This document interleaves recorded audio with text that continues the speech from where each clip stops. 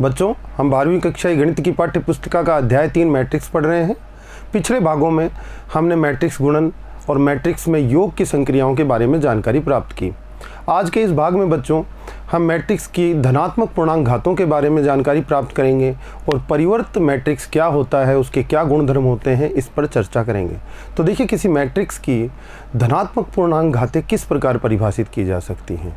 धनात्मक पूर्णांक घातों से मतलब है घात आपकी कोई भी धनात्मक पूर्णांक जैसे 2, 3, 5 किसी मैट्रिक्स की हो जाना। तो सबसे पहले हम बात करेंगे कि एक वर्ग मैट्रिक्स की ही घातों के बारे में बात की जा सकती है। अगर कोई मैट्रिक्स वर्ग मैट्रिक्स नहीं है तो उसके घातों के बारे में बात नहीं की जा सकती। कारण क्या है देखिएगा, जैसे कि कोई ए मैट्रिक्स है और ए मैट्रिक्स अपन लें, वर्ग मैट्रिक्स न लें, यानी कि 1, 2, 3, 4, 5, 6, आपने ये 2/3 कोटि का एक मैट्रिक्स ले लिया। अब जब आप बात ए स्क्वायर की करेंगे, ए स्क्वायर का मतलब हुआ ए गुणा ए, तो यहाँ पर ए गुणा ए जो है परिभाषित नहीं हो पाएगा।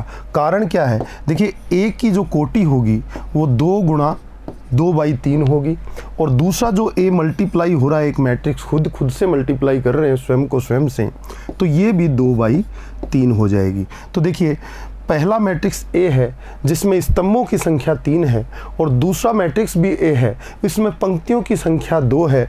तो ये 3 वैल्यू जो है इस 2 वैल्यू के इक्वल नहीं हो पाती है, इसलिए ए स्क्वायर संभव नहीं हो पाएगा यहाँ पर।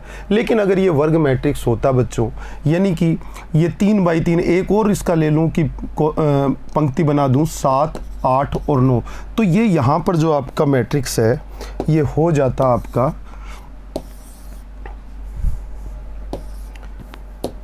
ये मैट्रिक्स हो जाता आपका 3/3 का।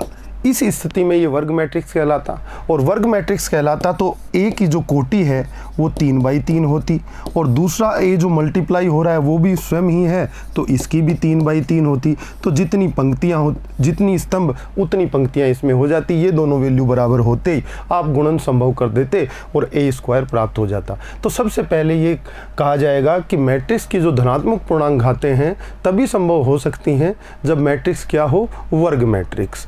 तो ये बात बच्चे समझ गए होंगे। उसके बाद बात करते हैं ए स्क्वायर का मतलब, जैसा कि बताया ए इंटू ए से तात्पर्य है ए स्क्वायर का। ए क्यूब का मतलब क्या होगा, ए को 3 बार मल्टीप्लाई किया जाए, ए इंटू ए। इस तरह से इसको लिखा जा सकता है ए स्क्वायर ए, या फिर ए इंटू ए स्क्वायर, किसी भी तरह से रिप्रेजेंट किया जा सकता है।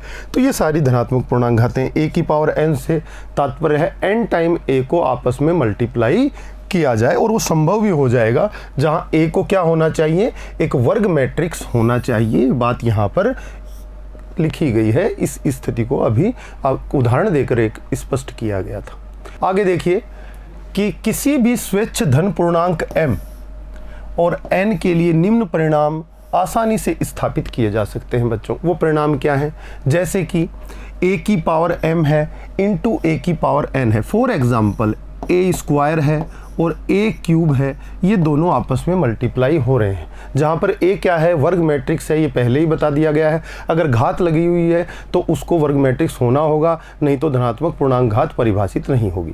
तो बात करते हैं a स्क्वायर जब a क्यूब से गुणा होगा तो a स्क्वायर का मतलब है a इंटू ए और a क्यूब का मतलब है 3 टाइम a इंटू a, तो ये आपस में मल्टीप्लाई होके बन जाते हैं a की पावर 5। यही बात कही गई है 2 + 3 = 5, तो a की पावर m इंटू a की पावर n बराबर परिणाम प्राप्त हो जाता है a की पावर m + n। अगला, a स्क्वायर का दोबारा होल क्यूब करना हो, या इसी बात को हम ऐसे लिख दें कि a क्यूब a स्क्वायर, या a की पावर कितनी आपकी 3 × 2 = 6, इस तरह से इस परिणाम को लिखा जा सकता है। तो वही चीज़ बताई गई है, a की पावर m का होल पावर n, m और n धनात्मक पूर्णांक हो तो a की पावर mn लिखा जा सकता है, या फिर a की पावर n की होल पावर m, इस प्रकार रिप्रेजेंट किया जा सकता है। in = I, यहाँ पर कहा गया है कि तत्समक आव्यूह हो, तो तत्समक आव्यूह की पावर कितनी भी हो वो I के बराबर ही आता है। देखिए कैसे आता होगा,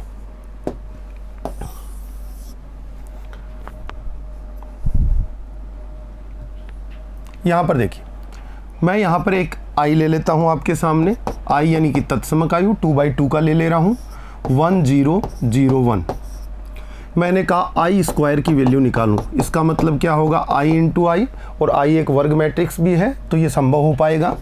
तो यहाँ पर 1001 मल्टीप्लाई बाई 1001। देखिए दोनों को मल्टीप्लाई करते हैं। कैसे गुणन परिभाषित किया था आपने? पंक्ति गुणा स्तंभ। तो पहली पंक्ति का सभी स्तंभों से गुणन होगा। पहली पंक्ति 1 इंटू 1, 0 इंटू 0 कितना बना 1, 1 इंटू 0, 0 इंटू 1 कितना बना आपका 0, 0 इंटू 1 और 1 इंटू 1 दूसरी पंक्ति पहला स्तंभ 0 1 से मल्टीप्लाई होगा 0 आ जाएगा, और 1 0 से मल्टीप्लाई होगा 0 आ जाएगा, और 0 प्लस 0 कितना हो जाएगा 0। और फिर दूसरी पंक्ति दूसरा स्तंभ तो 0 into 0 equal to 0 and 1 into 1 equal to 1, 0 plus 1 कितना हो जाएगा बच्चों का 1। इस तरह से आपने गुणन परिभाषित किया था। क्या आया आपका? आई आया। और आई स्क्वायर को फिर आप आई से मल्टीप्लाई करें तो भी क्या आ जाएगा? आई ही आ जाएगा। तो यहाँ से सिद्ध होता है कि आई की पावर n इक्वल टू कितना बनता है? आई। तो ये बात यहाँ बताई गई है, आई की पावर n हो या आई की पावर m हो, आपको क्या मिलता है? आपको तत्समक आयु ही मिल जाता है। उसकी कितनी भी घात लगा लें, उस पर कोई अलग से मैट्रिक्स नहीं, आपको वापस से आई ही प्राप्त हो जाता है। किसी वर्ग मैट्रिक्स की शून्य घात संगत क्रम का इकाई मैट्रिक्स परिभाषित किया जाता है। यहाँ पर ये बात नोट करने वाली बात है बच्चों, अगर किसी वर्ग मैट्रिक्स की घात 0 दी गई हो तो इसका मतलब कैसे परिभाषित किया गया है? समान कोटि के आई से परिभाषित किया गया है। फॉर एग्जाम्पल इस बात को अपन देखें तो इस तरह से देख सकते हैं। देखिए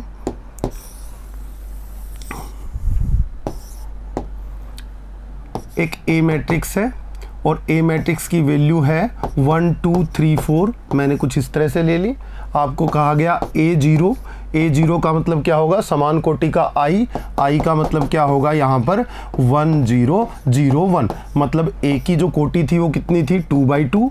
तो जो आई मिलेगा आपको वो भी कितने का मिला? 2/2 का आइडेंटिटी मैट्रिक्स यानी कि I2 प्राप्त हुआ। अगर ये 3/3 का होता, ए का मतलब होता आपके सामने 1 2 3 4 5 6 7 8 9। आप देख रहे हैं 3/3 इसकी कोटि हो गई है बच्चों।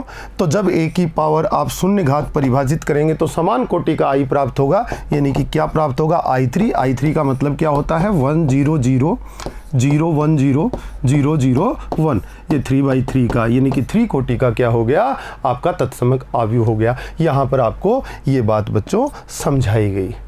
आगे देखते हैं कि क्या क्या धनात्मक पूर्णांक घातों में घटित होता है। देखिए a प्लस बी का whole square, a plus b परिभाषित हो उसका होल स्क्वायर जो होता है a square plus b square plus a b plus b a के बराबर होता है। बच्चों थोड़ा ध्यान देंगे इस बात पे। हम जनरली संख्याओं में बात करते हैं तो a प्लस बी का होल स्क्वायर ओपन करते हैं तो आपका हो जाता है a square plus b square plus 2ab। आप ऐसा लिख देते हैं। लेकिन अगर ए और बी मैट्रिक्स हो तो ये रोंग हो जाता है बच्चों। क्यों रोंग हो जाता है? रोंग होने का कारण क्या है? क्योंकि इसमें क्रम विनिमयता नहीं होती। देखिएगा जरा, ए प्लस बी का मतलब के होल स्क्वायर का मतलब होता है a plus b multiply by a plus b. A plus b से गुणा होगा। तो देखिए ए गुणा ए क्या बन गया बच्चों का? ए स्क्वायर। ए गुणा बी क्या बन गया बच्चों का? A B. फिर b को दोनों से करेंगे तो b इंटू ए क्या बन गया? बी ए। और फिर b का b से किया मल्टीप्लिकेशन तो b स्क्वायर हो गया। बच्चों ए बी बी ए के इक्वल नहीं होता, इसलिए 2ab नहीं लिखा जा सकता, इसलिए रोंग हो जाता है। संख्याओं में तो ये बात सत्य प्रतीत होती है, परंतु मैट्रिसेस में आप बात करते हैं तो a प्लस बी के होल स्क्वायर को ओपन करते हैं तो आपको इस तरह से ओपन करना पड़ेगा a plus b into a plus b. Theory कौन सी लगी? देखिए a स्क्वायर शुरू में आपने धनात्मक पूर्णांक घातों में क्या परिभाषित किया था? इसका मतलब होता है a का a से गुणन तब a के स्क्वायर लगता है। तो a प्लस बी का होल स्क्वायर लगा हुआ है तो इसका मतलब a प्लस बी का गुणा किससे हुआ? a प्लस बी का, जिसको परिभाषित इस प्रकार किया जाएगा। अब आगे आप बात करें तो a माइनस बी के होल स्क्वायर को ओपन करें तो क्या होगा? देखिएगा a माइनस बी के होल स्क्वायर को ओपन करें तो आप संख्याओं में बात करते तो कह देते a square plus b square minus 2ab, परंतु मैट्रिसेस के केस में गलत हो जाएगा। तो क्या होना चाहिए? इसका मतलब होना चाहिए a माइनस बी का मल्टीप्लिकेशन हो रहा है किससे? a माइनस बी से। और इस मल्टीप्लिकेशन को परिभाषित कैसे करेंगे, a इंटू ए बच्चों का हो जाएगा a square, a into b क्या हो जाएगा माइनस ए बी हो जाएगा, क्योंकि माइनस का मान है b का माइनस b का a से मल्टीप्लिकेशन माइनस बी ए हो जाएगा, और b का b से मल्टीप्लिकेशन और माइनस माइनस प्लस यानी कि b स्क्वायर हो जाएगा। ये वैल्यू इसके बराबर आएगी। बच्चों यहाँ पर ए बी और बी ए अलग अलग हैं, क्यों? क्योंकि आप जानते हैं बच्चों कि a b equal to b a नहीं होता। क्यों? क्योंकि गुणन जो है मैट्रिसेस में क्रम विनिमय नहीं है, आपको गुण धर्मों में पढ़ाया गया था पहले। तो इस तरह से ओपन होता है। तो काफ़ी सारे रिजल्ट्स हैं, आप देखिएगा यहाँ पर a प्लस बी का whole square equal to a square plus b square plus a b plus b a हो जाता है आपका। यहाँ पर आप देख रहे हैं a माइनस बी का whole square a square plus b square minus a b minus b a हो जाता है आपका। आगे आप देखते हैं a प्लस बी का मल्टीप्लिकेशन a माइनस बी से करेंगे तो क्या होगा, देखिएगा a into a square, a into b minus का बी स्क्वायर आपका हो जाएगा, और b इंटू ए आपका b इंटू ए हो जाएगा ये बी ए, और फिर आपका ये a इंटू बी क्या हो जाएगा, ये माइनस का ए बी। तो आपका परिणाम आएगा a square minus b square minus a b plus a b. यहाँ पर आप देखिए a माइनस बी को जब a प्लस बी से मल्टीप्लाई किया जाता है तो a इंटू ए स्क्वायर आपका, b इंटू बी स्क्वायर, लेकिन माइनस का क्योंकि माइनस लगा हुआ है, a का b से मल्टीप्लिकेशन ए बी प्लस का हो जाएगा, माइनस b का a से मल्टीप्लिकेशन माइनस बी ए आपके सामने है। ये परिणाम इस तरह से आएंगे। अब देखेंगे कि माइनस ए इंटू बी को इस प्रकार परिभाषित किया जा सकता है, माइनस को कॉमन निकाला जा सकता है तो माइनस ए भी हो सकता है, या फिर आप ए को बाहर निकाल लें और माइनस को बी से मल्टीप्लाई कर दें, ये तीनों वैल्यू बराबर बनी रहती हैं। ए एक डायगोनल मैट्रिक्स है। डायगोनल मैट्रिक्स आप जानते हैं बच्चों, देखिए किस तरह का होगा डायगोनल मैट्रिक्स। तो ये आखिरी आपका जो रिजल्ट है वो क्या कहना चाहता है, देखिए जैसे कि कोई डायगोनल मैट्रिक्स है, एक ए मैट्रिक्स ले लिया जो कि डायगोनल है, यानी कि मैंने 1 ले लिया, 0 ले लिया, 0 ले लिया, 2 ले लिया। आपने देखा कि ये डायगोनल मैट्रिक्स है 2×2 का, इसका क्रम है 2×2। ठीक है, क्या कहा जा रहा है, एक डायगोनल मैट्रिक्स को दूसरे डायगोनल मैट्रिक्स से मल्टीप्लाई करें तो क्या मिलेगा। तो देखिए एक दूसरा डायगोनल मैट्रिक्स ले लेता हूँ बी, वो भी 2×2 का ले लेता हूँ, 3 4 0 0, ये लीजिए, ये भी 2×2 का मैंने एक डायगोनल मैट्रिक्स ले लिया। हम मल्टीप्लाई करके देखते हैं क्या मिलता है। a इंटू बी का मल्टीप्लिकेशन करते हैं, इट मीन्स 1 0 0 2 मल्टीप्लाई बाई 3 0 0 4। रो से पंक्ति से स्तंभ का गुणा होगा, पहली पंक्ति पहला स्तंभ, 1 का मल्टीप्लिकेशन 3 के साथ 1 इंटू 3, तो कैसे होगा 1 multiply by 3, 0 into 0 plus 0 into 0। आगे पहली पंक्ति दूसरा स्तंभ, 1 का 0 के साथ 1 इंटू 0, 0 का 4 के साथ प्लस आपका हो जाता है 0 इंटू 4, ये दूसरा अवयव हो गया।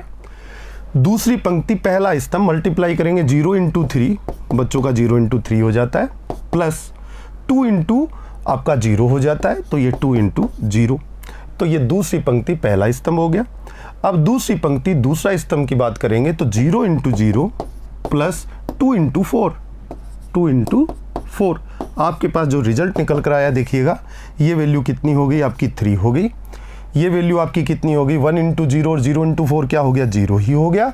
0 इंटू 3 और 2 इंटू 0 क्या हो गया आपका 0 ही हो गया, और 0 इंटू 0 0, 2 इंटू 4 कितना हो गया आपका 8 हो गया। आप देख रहे हैं बच्चों, एक डायगोनल मैट्रिक्स को यानी एक विकर्ण मैट्रिक्स को दूसरे विकर्ण मैट्रिक्स से मल्टीप्लाई किया तो आप क्या प्राप्त करते हैं, एक विकर्ण मैट्रिक्स ही प्राप्त करते हैं। क्या ये विकर्ण मैट्रिक्स है, बिल्कुल विकर्ण मैट्रिक्स। कितने बाई कितने का 2×2 का। तो हम यहाँ से एक चीज़ पर जाते हैं, एक रिजल्ट हमें मिलता है कि जब भी कोई आपका विकर्ण मैट्रिक्स किसी अनोदर विकर्ण मैट्रिक्स के साथ मल्टीप्लिकेशन करता है तो रिजल्ट जो मिलता है आपको उतनी ही कोटि का विकर्ण मैट्रिक्स मिलके आता है। तो आपका जो आखिरी रिजल्ट है यही कहना चाहता है, ए एक डायगोनल मैट्रिक्स है यानी कि विकर्ण मैट्रिक्स है, और विकर्ण मैट्रिक्स को इसी प्रकार लिखा जाता है। विकर्ण मैट्रिक्स आपको पीछे पढ़ाया गया था। तो आप कह रहे हैं कि a की पावर n कोई भी धनात्मक पूर्णांक लगाओगे तो आपको जो सामने मिलेगा एक विकर्ण मैट्रिक्स ही मिलेगा, ये आपको कहा गया है। तो एक उदाहरण और लेते हैं, देखिए a का a के साथ मल्टीप्लाई करके देखते हैं। a इंटू ए यानी कि a स्क्वायर मुझे निकालना है, तो देखिए क्या मिलेगा a स्क्वायर, ए क्या है आपका 1002 मल्टीप्लाई बाई 1002। चलिए मल्टीप्लाई करते हैं बच्चों, क्या निकल कर आता है देखिएगा। फर्स्ट रो फर्स्ट कॉलम कितना बना 1 बना, first row second column 1 into 0 0 into 2 क्या बना 0 बना। फिर आपका सेकंड रो फर्स्ट कॉलम तो 0 इंटू 1 और 2 इंटू 0 क्या बना 0 बना। फिर आपका देखिएगा 0 इंटू 0 और 2 इंटू 2 आपका सेकंड रो और सेकंड कॉलम आपने किया तो आपको मिला कितना 0 इंटू 0 2 इंटू 2 ये क्या हो गया 4। तो बच्चों देख रहे हैं आप, आपका ए क्या था 1 का स्क्वायर हो चुका है, यहाँ पर 2 था तो 2 का स्क्वायर कितना होता है 4। तो ये रिजल्ट आपके सामने दोनों आ जाते हैं। एक तो आपने क्या देखा, एक डायगोनल मैट्रिक्स को यानी कि विकीर्ण मैट्रिक्स को दूसरे विकीर्ण मैट्रिक्स से मल्टीप्लाई करें तो उतनी ही कोटि का विकीर्ण मैट्रिक्स आता है। एक खुद किसी विकीर्ण मैट्रिक्स जब खुद से मल्टीप्लाई होता है तो विकीर्ण के अवयवों के स्क्वायर लग जाता है। अगर 3 टाइम मल्टीप्लाई करोगे तो क्यूब बन जाएगा। तो यहाँ पर ये रिजल्ट दोनों बातें आपको कह रहा है। दूसरी बात ये कह रहा है कि a की पावर n a स्क्वायर किया तो ये डायगोनल एलिमेंट्स जो हैं इनका स्क्वायर हो गया, आपने देखा।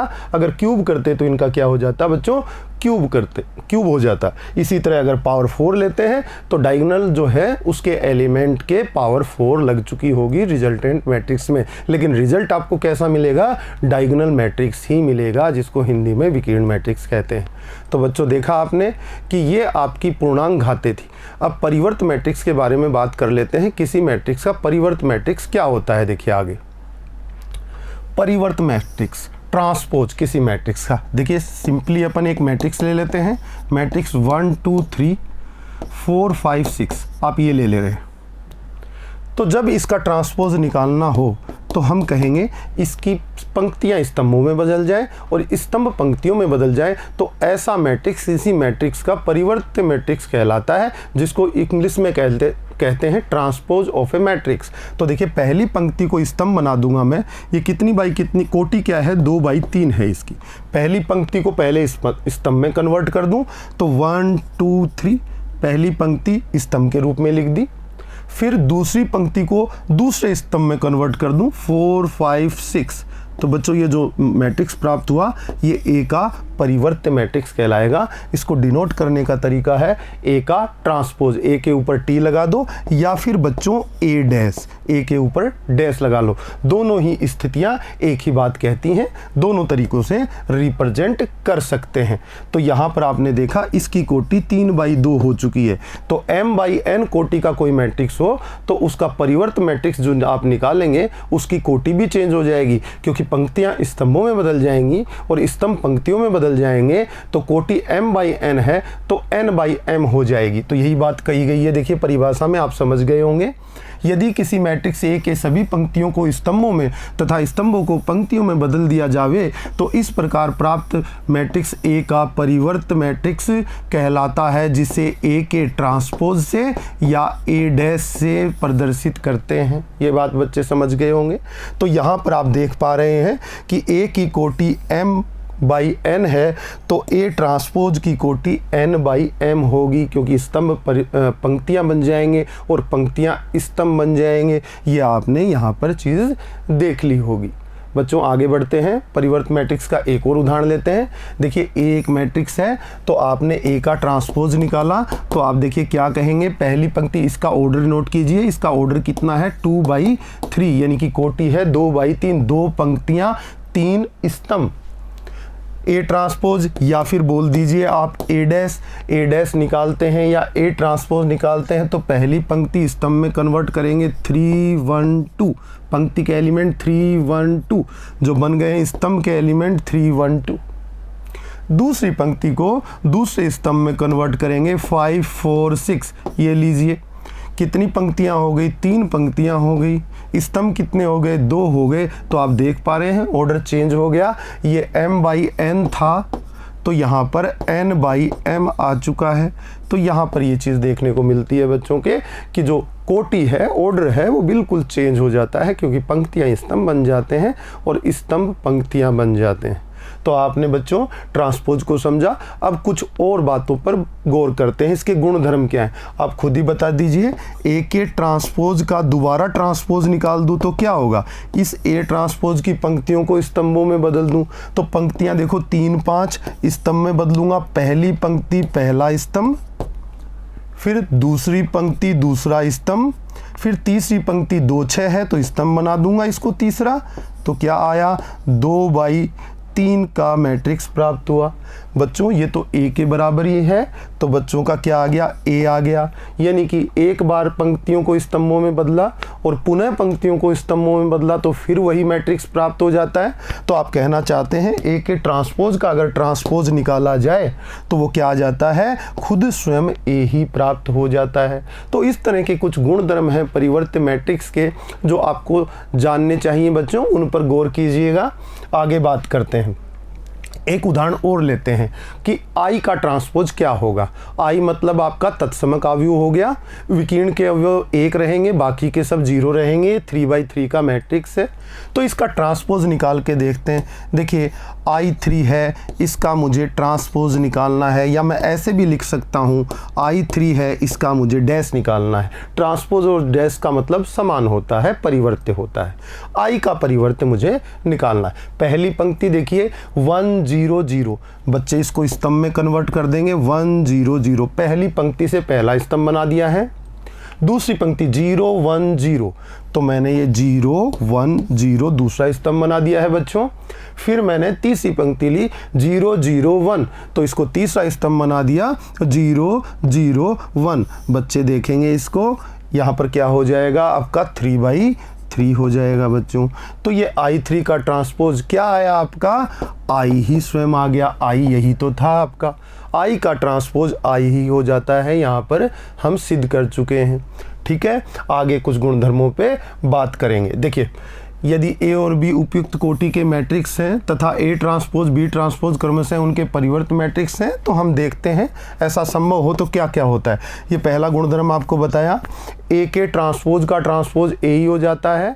ए ट्रांसपोज का मतलब एक ही पंक्तियों को स्तंभों में कन्वर्ट किया और दोबारा ट्रांसपोज लिया तो फिर पंक्तियों को स्तंभों में कन्वर्ट करने से वही मैट्रिक्स प्राप्त हो जाता है। दूसरी बात, ट्रांसपोज का जो ऑपरेशन है वो योग और व्यकलन पे वितरित हो जाता है, यानी कि टी अंदर जाएगा तो ए पर भी लग जाएगा, बी पर भी लग जाएगा। यहाँ पर मैं कहना चाहता हूँ एक मैट्रिक्स ए है, समान कोटि का मैट्रिक्स बी है, तो दोनों का योग करोगे तो एक नया मैट्रिक्स मिलेगा। नया मैट्रिक्स मिलेगा तो फिर उसका हम ट्रांसपोज निकालेंगे, मतलब जो भी ए प्लस बी को प्राप्त करने से मैट्रिक्स मिलेगा उसका परिवर्तन निकाल देंगे। कहने का मतलब उसकी पंक्तियों को स्तंभों में कन्वर्ट कर देंगे। ये स्थिति किसके बराबर आती है, ए के ट्रांसपोज के प्लस बी के ट्रांसपोज के बराबर आती है। यहाँ पर ये बात आपको समझाई जा रही है। आप समान कोटि के ए और बी दो मैट्रिक्स लेके इसे सिद्ध भी कर सकते हैं। आगे कह रहे हैं कि a माइनस बी, ए में से b को घटाया जाए तो घटाने के लिए आप जानते हैं a और b की कोटि समान होनी चाहिए। तो a और b के समान b समान कोटि के मैट्रिक्स लिए जाएं और a माइनस बी प्राप्त किया जाए, रिजल्टेंट मैट्रिक्स का ट्रांसपोज किया जाए, ये वैल्यू बराबर होती है a transpose minus b transpose की।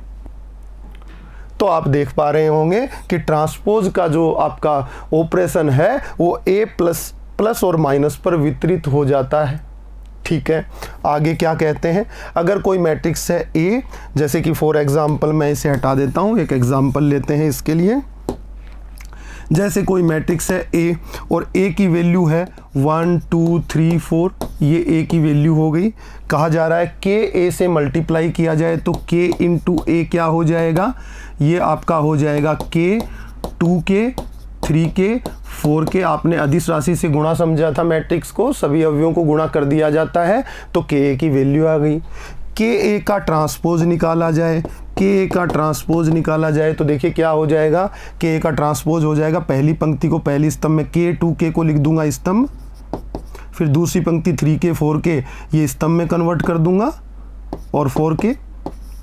ठीक है, तो ये सामने K बाहर में आ जाता है तो K कॉमन ले लूँ मैं अब बाहर में, तो अंदर में क्या हो जाएगा, देखिएगा यहाँ पर मैं ले लेता हूँ K कॉमन ले ले रहा हूँ, किस में से, K इंटू A के होल ट्रांसपोज से K कॉमन ले रहा हूँ तो K बाहर में आएगा, तो अंदर में 1 3 2 और 4 आपके पास बच जाएगा बच्चों। और ये किसका ट्रांसपोज है बच्चों, ये देखिए 1 2 1 2, दूसरी पंक्ति 3 4 स्तंभ बन गया 3 4, तो मैं यहाँ कह सकता हूँ k इंटू ए ट्रांसपोज, यानी कि k इंटू ए के होल ट्रांसपोज की वैल्यू k इंटू ए के ट्रांसपोज के इक्वल हो जाती है। ये गुणधर्म यहाँ पर आपको बताया गया है बच्चों। तो इस तरह देखा आपने परिवर्त्य मैट्रिक्स क्या होता है किसी मैट्रिक्स का और उसके गुणधर्म क्या होते हैं, ये आपने देखा।